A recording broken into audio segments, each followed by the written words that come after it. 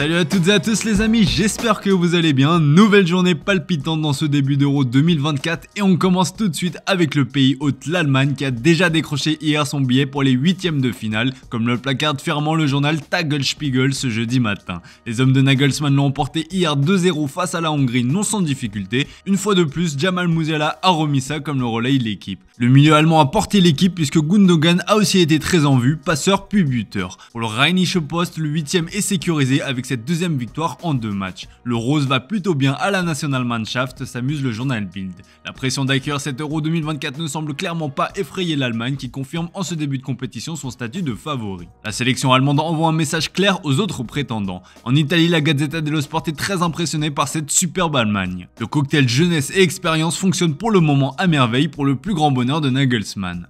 L'autre match du groupe opposait hier l'Écosse à la Suisse et les deux formations se sont quittées sur un match nul, un but partout. Un résultat qui donne de l'espoir au journal écossais du Daily Record. Nous pouvons encore nous élever, peut-on lire. Après la claque 5-1 reçue face à l'Allemagne en match d'ouverture, la bande à McTominay qu'on retrouve sur la une du Daily Mail a livré une belle copie hier face à la Suisse qui s'en est remis à un bijou de Shaqiri comme le relaye le journal Bild dans ses pages intérieures. Sur une perte de balle écossaise, le Suisse a repris en première intention et nettoyé la lucarne. Un nouveau banger en ce début de compétition, de ce côté-là, on est gâtés les amis. Chez le voisin anglais, l'objectif sera aussi de sécuriser dès aujourd'hui un billet pour les huitièmes de finale. Passé au travers lors du premier match, Foden est attendu au tournant, mais Gareth Southgate a foi en son joueur. Croire en Foden, placarde le Daily Mirror pour reprendre les mots du sélectionneur anglais. Le match entre l'Angleterre et le Danemark se jouera à 18 h. On passe au groupe B, celui du groupe de la mort, si ce n'est pas fini pour la Croatie comme le placarde le journal 24 Salta. La bande à Luka Modric est en très grande difficulté. Les vice-champions du monde 2018 ont bien cru renverser l'Albanie mais se sont fait punir par leur audace dans les toutes dernières secondes de la rencontre. Un match nul 2-2 qui pousse les Croates au bord du précipice.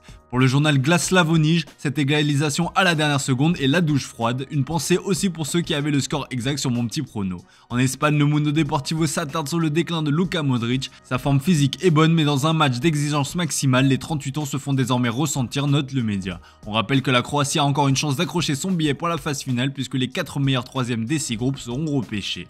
L'Espagne et l'Italie ne devraient pas avoir ce problème puisqu'ils vont se battre pour la première place du groupe de la mort dès ce soir. La Gazzetta dello Sport espère chanter l'Italie comme le placarde le célèbre journal au papier rose. Le tenant du titre peut compter sur le soutien du peuple. Nous sommes avec toi comme le relaye le Corriere dello Sport, alors que Tutto Sport affiche aussi un message de soutien à la Squadra Azzurra. L'équipe de Spalletti est encore en reconstruction et ne partira pas favori sur cette rencontre, mais ce rôle convient à merveille aux Italiens qui ne sont jamais plus dangereux que dans la position d'outsider.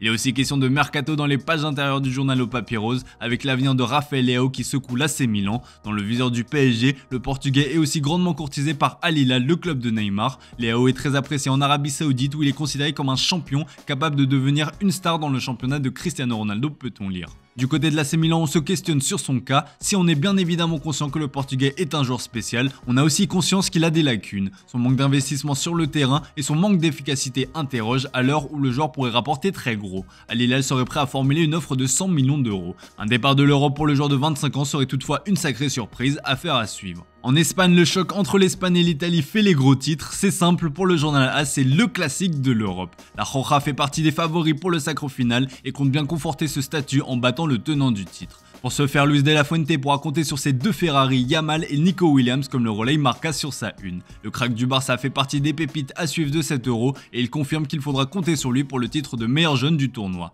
Pour le Daily Mail, Yamal a le monde à ses pieds et ce à seulement 16 ans, rappelons-le. Il est aussi question de mercato en Espagne. Dans ses pages intérieures, Marca détaille l'opération Lenny Yoro qui dépendra du cas Nacho. Annoncé proche de l'Arabie Saoudite, l'Espagnol dispose aussi d'une offre de prolongation du Real valable jusqu'au 30 juin prochain. Si Nacho part, le club madrilène activera l'opération Yoro qui est très avancée avec le joueur français mais pas avec son club. Lille, avec qui il n'y a toujours pas eu de contact, attend un chèque d'au moins 60 millions d'euros alors que les merengues ne sont pas prêts à aller au-delà de 40.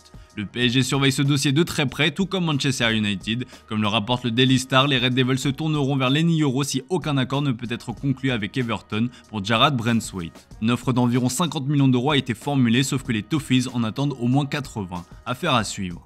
Allez, on va terminer ce tour de la presse sportive avec nos bleus qui nagent dans le bonheur avec le retour de Kanté comme le placard de l'équipe dans son édition du jour. Retenu contre toute attente pour l'Euro par Didier Deschamps, le milieu d'Al Ittihad fait l'unanimité sur le terrain et en dehors. Le Français a régalé face à l'Autriche et a dissipé les doutes sur son niveau. Kanté est et restera toujours Kanté, l'homme aux 3 poumons. Il faudra au moins ça pour pallier au potentiel forfait de Mbappé face aux Pays-Bas demain, même si l'espoir renaît pour le capitaine des Bleus comme le relaye l'équipe. Le joueur a repris l'entraînement hier, pansement au nez comme vous pouvez le voir dans les pages intérieures du journal AS. Le néo-madrilène espère jouer face aux Pays-Bas demain, mais une décision commune doit être prise concernant le capitaine français.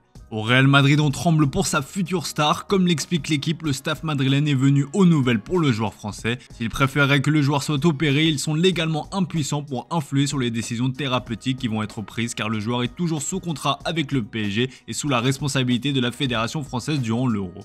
L'opération tardive pourrait repousser la date de sa présentation fixée au 16 juillet prochain. Difficile d'imaginer en même temps Mbappé présenté en Mondovision avec des hématomes laissés sur le visage. L'intervention chirurgicale tardive perturberait aussi sa préparation estivale puisque le joueur devra observer un temps de repos. Hier dans le JT, on vous parlait du cadeau qu'envisageait le club madrilène pour le français, à savoir recruter son meilleur pote Hakimi. Si la priorité du club parisien est de le conserver, l'objectif est aussi de lui trouver une doublure de qualité. Et en ce sens, le PSG étudie la piste Lucharel Gertruida selon nos informations. À 22 ans, ce défenseur central de formation a été repositionné latéral droit en début de saison à Feyenoord. Le joueur qui est en fin de contrat en juin 2025 est pour le moment focus sur l'Euro. Le club néerlandais sait qu'il aura bien du mal à conserver son joueur si le PSG passait aux choses sérieuses. Ces derniers mois, le Bayern Munich, le RB Leipzig et Liverpool ont montré un intérêt pour l'international batave dont la valeur dépasse les 20 millions d'euros.